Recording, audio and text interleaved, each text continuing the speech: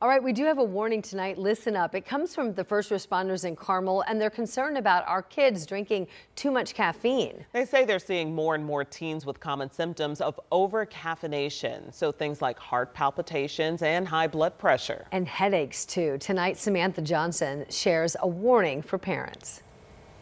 The Carmel Fire Department is calling this a noticeable uptick in calls for kids with too much caffeine. Sometimes that happens at school, with kids going to the nurse with all kinds of symptoms.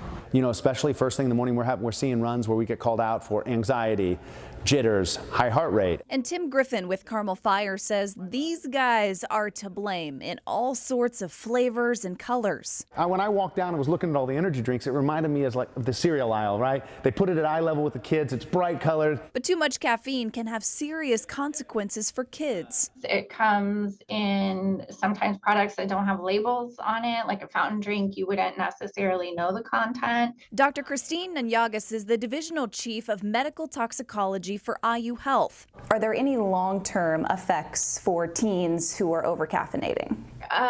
So there's two kinds of over-caffeinating. One is we drank too much today. The other is we drink too much a lot of days for weeks and months on end. And it's the latter that has first responders worried. The FDA recommends no more than 100 milligrams of caffeine a day for teens, but some of the more popular brands have way more than that in just one can. 114, 160, 200 milligrams in just 12 fluid ounces. You know, this is the same way, you know, enhanced endurance.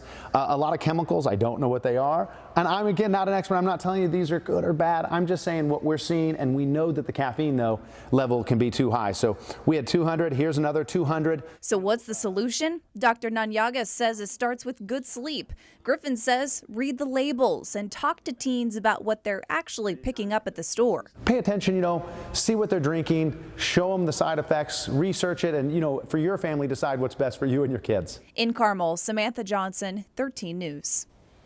And if your teens do need caffeine, regular coffee and green tea are much better alternatives.